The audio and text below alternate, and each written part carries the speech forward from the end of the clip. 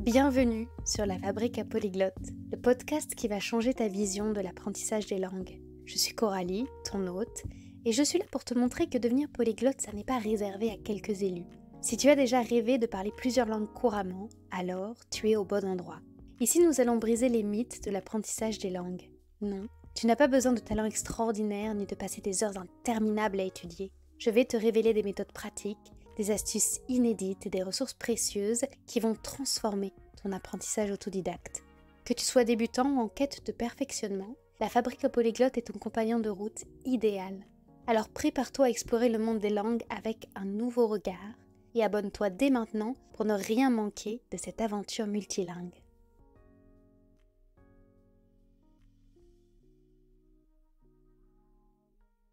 On a tous un rapport tellement différent à la technologie en fonction des générations, de notre facilité à adopter les technologies, de notre caractère plus ou moins rebelle ou plus ou moins, au contraire, conformiste. Et même c'est un rapport qui peut changer à travers la semaine. On peut être heureux d'utiliser toute notre technologie le lundi, découragé le mardi, blasé le mercredi, à nouveau à fond le jeudi, etc.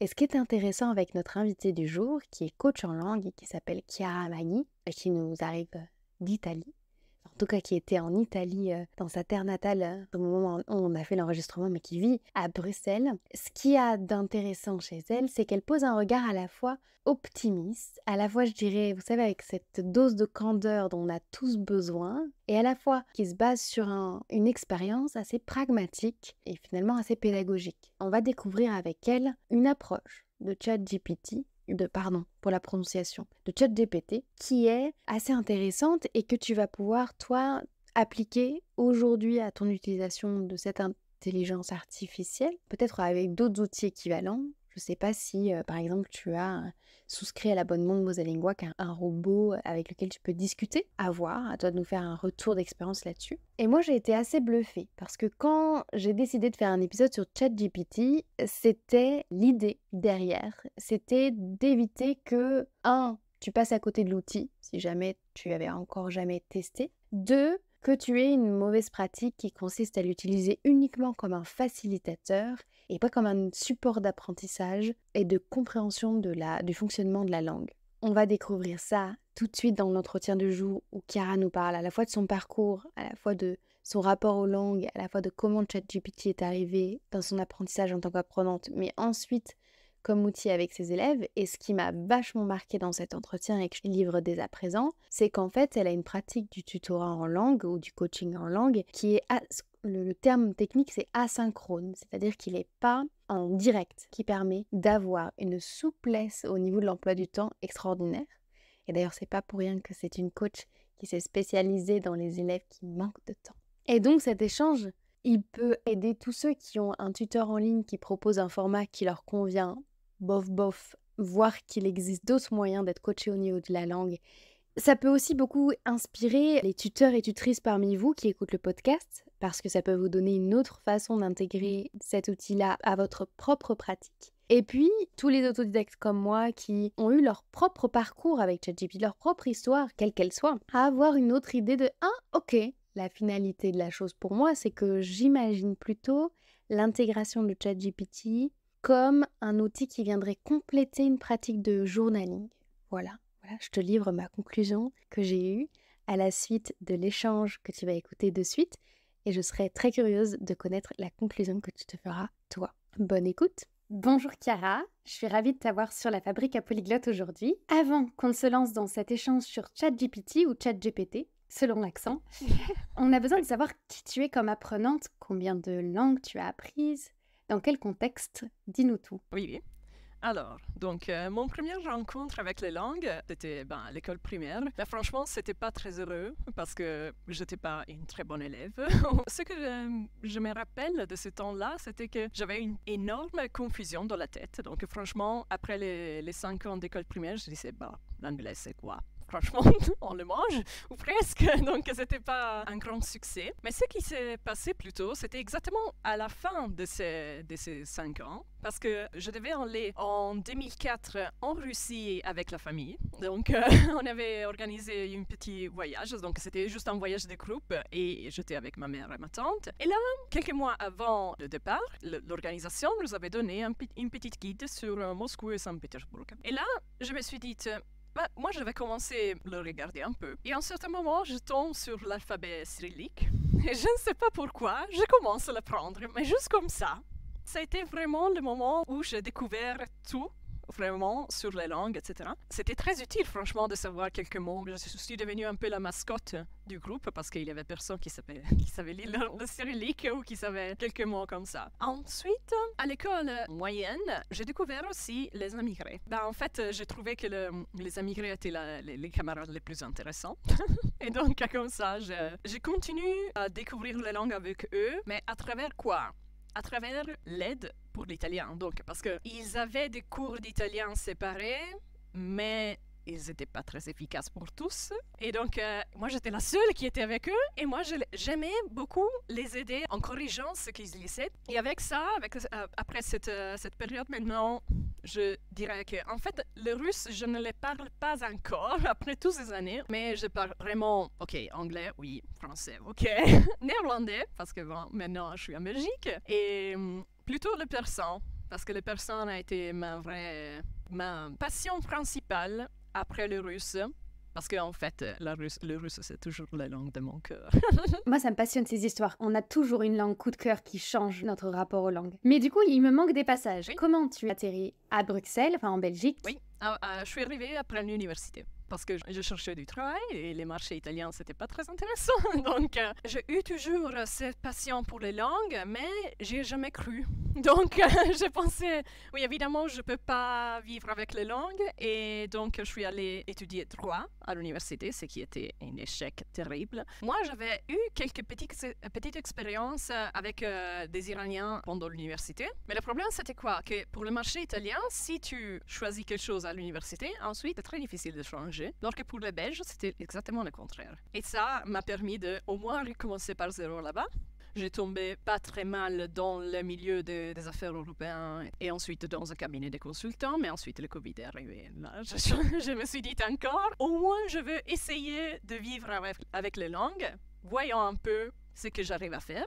Et maintenant, ça fait 3 ans. Félicitations du coup.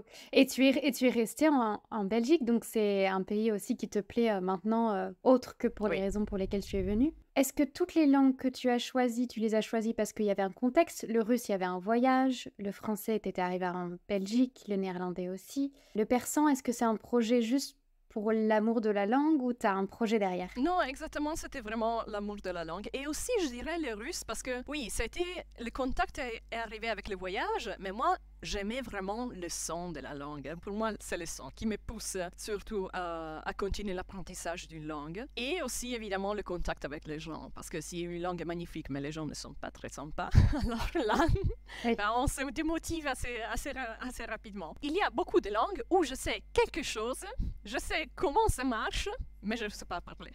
Donc, même avec les personnes, en fait, c'est commencé comme ça. Parce que je me disais, normalement, il y avait quelque chose qui me rendait curieuse. C'est rigolo parce que je découvre vraiment récemment qu'il y a plein de polyglottes qui ont abandonné des langues et je pense que c'est pas grave, que ça fait partie du processus. On teste plein de systèmes de langues et on voit vraiment là où ça match. Et en plus, ça doit t'aider parce que toi, avant qu'on entre dans ChatGPT dans tes accompagnements, pour mieux comprendre tes accompagnements, tu n'as pas choisi d'enseigner l'italien, tu as choisi d'être language coach, d'être coach pour les langues. Oh, oui. Pourquoi tu as choisi cet axe-là? Et avant même ChatGPT, qu'est-ce que tu offres? Alors, en fait, j'ai commencé comme enseignante d'italien. Parce que le fait, c'est que moi, j'avais des groupes. Déjà en 2013, j'avais un groupe Facebook où j'aidais les Iraniens avec l'italien. Exactement, parce que c'était tous des gens qui voulaient arriver en Italie. Et là, c'était une bonne excuse pour moi pour pratiquer mon persan.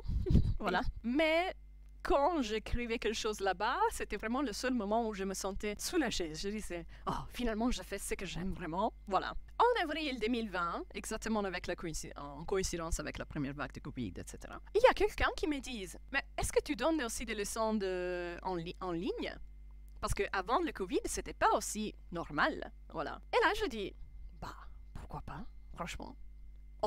On essaye, on voit. Parce que moi, je n'avais jamais vraiment donné des leçons. J'ai corrigé des trucs par-ci, par-là. Je faisais des fiches de grammaire ou d'explications comme ça, des vidéos aussi, mais jamais une vraie leçon. Donc, en fait, je travaille 90% avec l'italien, pour les Iraniens encore, mais je suis en train un peu d'essayer de me détacher, d'échanger. Pas nécessairement de les lâcher. Je les aime vraiment, mais j'aime aussi travailler avec des Italiens au moment, qui sont vraiment ma deuxième niche. Et je les aide avec le français et le néerlandais, parce que ce sont des gens qui partent de zéro.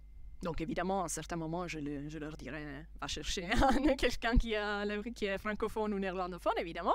Oui, je sais que pour les niveaux débutants, c'est pas forcément toujours les natifs qui sont les plus à même de nous accompagner, mais plutôt les personnes qui ont fait ce par quoi on passe, qui savent toutes les difficultés qu'on rencontre. Ah oui. Et du coup, là-dedans, comment est arrivé ChatGPT? Oui, ChatGPT est arrivé en février de cette année. Parce qu'au début, j'étais assez sceptique. Ensuite, c'était mon copain qui... Moi aussi. Voilà. C'était mon copain qui me disait, oui, mais selon moi, il est ingénieur, donc il me disait, selon moi, tu dois regarder, tu dois jeter un œil. Et moi, j'ai dit, j'avais un peu la flemme, donc je dis, voyons un peu. Et je suis vite devenue accro, vraiment. Je commence à contrôler sur ChatGPT. Je demande, pourquoi cette phrase n'est pas correcte? Il me donne pas seulement la version corrigée, mais l'explication. En lisant l'explication, je dis, ah oui, si je comprends la logique, alors je vais aussi mémoriser la version correcte beaucoup plus rapidement. Et si je peux déjà expliquer comment j'ai commencé à faire comme ça, c'était parce que j'ai proposé surtout à mes meilleurs élèves, je disais, mais est-ce que tu as jamais utilisé ChatGPT? Et normalement, ils répondaient toujours oui au travail, parce qu'ils étaient ingénieurs, informaticiens, etc. Ok. Et donc, je disais, est-ce que tu as jamais pensé de faire, par exemple, parce que je voyais qu'il y avait des gens qui étaient très bons dans l'écrit ou dans les parler en général, mais ils cherchaient et essayaient d'utiliser des mots un peu plus complexes ou faire des phrases un peu plus naturelles, un peu moins simples, soi-disant. Et là, je dis, donc, tu mets le texte que tu as fait, ce qui est très bien, et tu demandes de le corriger. Est-ce que ça, il le fait aussi bien en anglais, en français, en néerlandais? Est-ce que dans toutes les langues, il a le même niveau de En italien, de ça marchait justesse? très bien.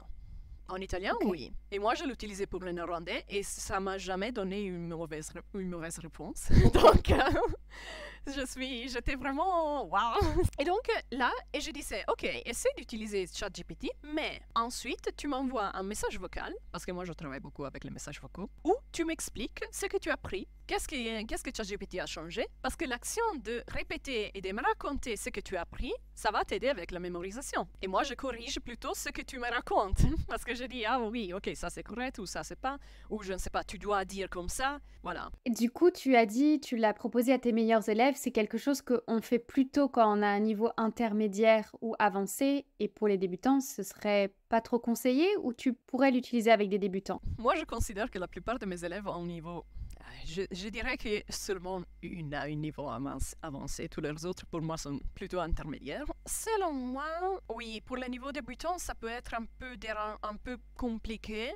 Mais selon moi, ça peut marcher quand même. Parce que je dis, ok, pas vraiment complètement débutant, mais quand il commence à faire des petites phrases comme ça, pourquoi pas?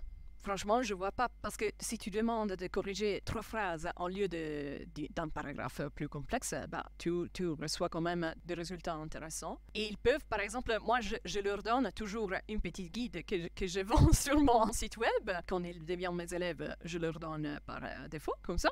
Et là, je leur dis, essayez de voir un peu. Et selon moi, vous pouvez un peu choisir quel genre de texte ou quel type de correction vous voulez. Par exemple, je dis, vous êtes au moment au niveau A1, vous dites que la correction doit être pour le niveau A1, par exemple. Il faut penser de quoi je veux parler. Je veux, avec mes amis, par exemple, à Bruxelles. Par exemple, je vais parler de ce que j'ai fait un week-end. Donc, on peut donner, je dis, ok, donne-moi 3 paragraphes où il y a des phrases intéressantes que je peux utiliser pour papoter avec mes amis pour le niveau A2, B1 en russe. Et là, j'ai trouvé des trucs. Évidemment, avec les paragraphes, il faut être un peu plus précis. Donc, au lieu de dire un paragraphe, parce que ça peut être très vague, donc il te donne ou 3 phrases ou 15. Donc, voilà, il faut être un peu plus précis. Au lieu de dire ça, il faut plutôt compter les mots. Donc, on dit 80 mots, par exemple. Alors là, c'est assez court. Et ensuite, par exemple, on peut dire, OK, moi j'utilise normalement l'anglais pour parler, donc je donne le prompt break it down. Donc, donnez-moi un peu la structure. Il me traduit chaque phrase et par exemple, ils me disent, ah oui, ici il y a cette expression qui veut dire blablabla.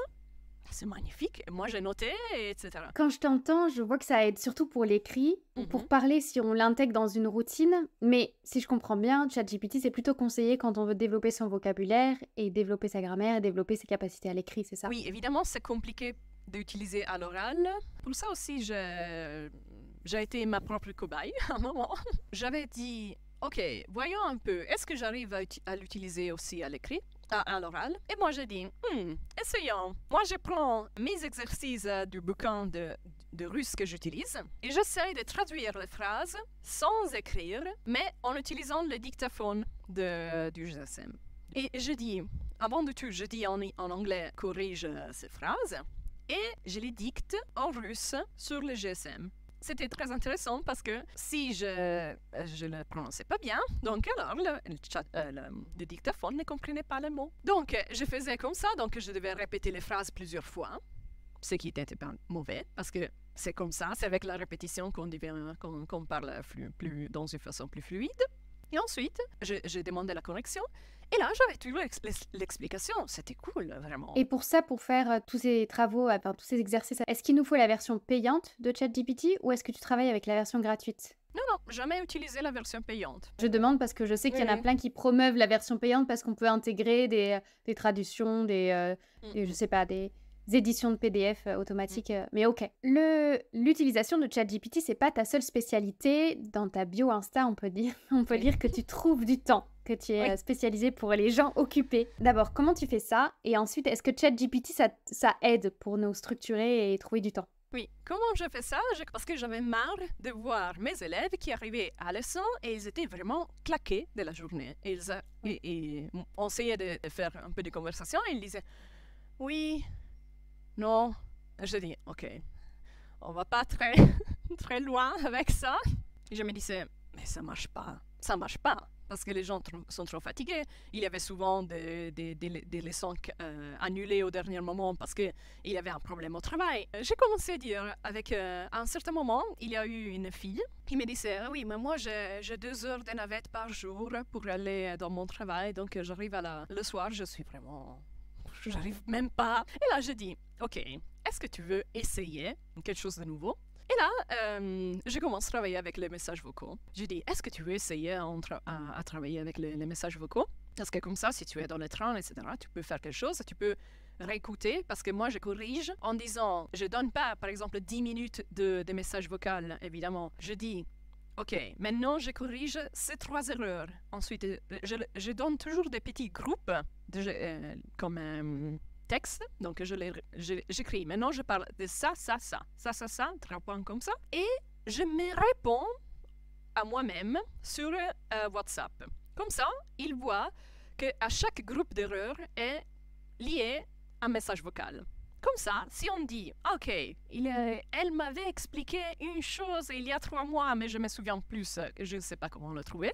Si tu as un message vocal, évidemment, c'est impossible de le retrouver. Mais si tu sais de quoi je parlais, OK, si tu te souviens du mot, du point, alors là, tu peux le chercher dans la conversation et tu peux réécouter l'explication. Et alors là, elle était très contente, évidemment. Et petit à petit, j'ai commencé à le proposer à tous. Et ensuite, je l'ai donné avant comme devoir, parce que je disais, c'est avec les devoirs que vous allez apprendre vraiment, pas avec la leçon frontale. Et il me disait, oui, on fait les devoirs. Oui, personne ne le faisait. Et donc, moi, j'ai dit, OK, tu sais quoi? Je vais éliminer les leçons de mon programme. Évidemment, c'est difficile de les convaincre au début, mais quand ils commencent, ils disent, ah oui, c'est magnifique. La plupart, s'ils suivent mes instructions, ensuite, ils ne veulent pas revenir aux leçons traditionnelles. Je dis comme ça parce qu'au moins, je l'ai vu exactement, surtout avec mon élève italien qui habite à Paris. Et il me disait, il m'envoyait des choses à minuit, à 7 heures du matin, pendant la pause déjeuner, évidemment, et il n'avait pas assez pour faire une leçon traditionnelle. Mais s'il m'envoyait les réponses aux exercices, ça marchait très bien. Et il me dit, oui, je vais continuer comme ça parce que maintenant, j'arrive à trouver du temps pour continuer les leçons. Ensuite, moi, je lui répondais. Il écoutait, par exemple, le soir. Il me posait des questions sur les corrections. Mieux que ça, moi, c'est ça que j'aurais aimé voir, moi, comme élève. Ouais, je trouve le principe génial de pas... Parce que pour avoir aussi pris des leçons sur des plateformes comme Italki, 1 heure entière, ça peut être ultra fatigant. Même si tu y arrives avec de l'énergie, au bout d'1 heure à avoir cherché plein de mots, etc., et d'avoir formé des phrases, quand tu as un niveau débutant, surtout, tu finis la soirée, t'es bon à aller au lit, quoi. Et donc, de pouvoir découper ça et de le mettre dans sa journée quand on est dans les transports en commun, quand on a des temps morts entre midi et 2, c'est hyper, hyper chouette, quoi. Et donc, tu as intégré naturellement ChatGPT à ça. Et comment pourrait faire quelqu'un qui est autodidacte pour intégrer ChatGPT en suivant un peu la méthode à la Chiara? Oui, je dirais, avant de tout, essayez de penser à ce que vous voulez vraiment dire. Donc, ça doit être quelque chose de vraiment intéressant. Donc, ne pas dire, OK, je vais parler de, je ne sais pas, quelque chose que... répondre à une question du bouquin de langue si je n'utilise un. Ça, c'est pas très motivant. Pensez vraiment, si vous êtes, par exemple, dans le tel pays, qu'est-ce que vous voulez dire? Ou si vous avez un ami qui parle cette langue-là, qu'est-ce que vous voulez vraiment lui dire? Et là, je dis, on commence. Si on arrive à déjà écrire quelque chose, bien. Ensuite, donc, on utilise ChatGPT plutôt comme correction. Si ce n'est pas encore le cas, on peut dire, OK, je veux dire ça, et donne-moi une version ou, par exemple, une version simple, une version naturelle, on peut jouer. Et ensuite, on utilise toujours le prompt break it down, ça c'est très cool, parce que comme ça, on peut vraiment voir comment le texte a été construit. Donc, on dit là, OK, c'est quoi le sujet, c'est quoi le verbe, pourquoi le verbe ça, c'est comme ça et pas comme ça, par exemple. Et pour reprendre le fait que tu dises que tu donnes des prompts en anglais, est-ce que tu le fais parce que l'anglais, c'est la langue native, entre guillemets, de ChatGPT, c'est sa langue maternelle, si on peut dire, ou est-ce que tu le fais parce que tu penses les langues en anglais, ou est-ce que des fois, tu as essayé de changer en utilisant une autre langue intermédiaire et ça fonctionnait moins bien? Pourquoi l'anglais? Non, je le fais exactement parce que c'est la langue maternelle, soi-disant. Donc, je veux vraiment qu'il comprenne vraiment ce que je veux dire. Donc, voilà. Et j'ai eu de mauvaises expériences avec les persans. Parce qu'en persan, ils arrivent à expliquer des choses. Alors, les traductions sont très bonnes, mais quand tu poses des questions précises, souvent, ils n'arrivent pas à comprendre. Ou ils donnent une réponse un peu bizarre. Donc, j'ai dit, OK, en persan, non, c'est pas très, très cool. Si je peux partager mon expérience personnelle, moi je parle à ChatGPT en français. Effectivement, au début, j'ai remarqué qu'il était plus efficace en anglais. Et pour autant, je ne sais plus pourquoi, j'ai choisi d'apprendre à développer en fait une capacité à lui parler en français. Maintenant que je sais comment formuler exactement mes questions, donc ça passe par un temps d'apprentissage. Pas vous dire que demain vous allez démarrer ChatGPT, l'utiliser et y arriver comme vous le souhaitez du premier coup. Si vous inventez vos propres questions, ça prendra du temps et il va falloir au début beaucoup vérifier. Tu disais aussi que tu étais devenue accro. Moi, j'ai eu cette période où j'ai eu peur d'être dépendante de ChatGPT. Je l'utilisais pas pour avoir des corrections, mais parfois pour... tu sais, tu dois envoyer plein de mails, un mail en italien, un mail en espagnol, un mail... Et donc, tu dis, allez, ChatGPT, tu le fais le traduire. Et il traduit relativement bien les mails, on peut le dire. Comment éviter d'être accro à ChatGPT et pas dépendre de lui, mais l'utiliser de manière à ce qu'il soit vraiment un outil pédagogique? Oui, il faut analyser ce qu'on trouve, selon moi. Pas juste copier-coller, mais il faut voir, OK, le résultat c'est quoi? OK, en fait, voyons un peu quel travail il a fait. Donc, à un certain moment, je crois que forcément, si on veut, par exemple, papoter avec quelqu'un sur Internet et utiliser toujours ChatGPT, ça devient trop fatigant et ennuyant, évidemment, parce qu'on ne va pas vraiment l'apprendre pour nous. Mais si on analyse petit à petit, on dit, OK, il y a cette phrase qui se répète. OK, alors je le note. Et ensuite, je vais l'utiliser ça. Et ensuite, on commence, par exemple, au lieu de l'utiliser comme traducteur, on l'utilise plus comme correcteur. Et alors là, forcément, on apprend. Voilà. Est-ce que tu as des élèves qui refusent d'utiliser ChatGPT ou qui te disent « Bon, j'ai essayé, mais j'aime pas trop, je vais rester sur les vocaux ». Je crois une fille, mais le problème c'était qu'elle, elle n'est pas technologique, pas très technologique en général. Donc même Excel, Word, c'est déjà un peu compliqué.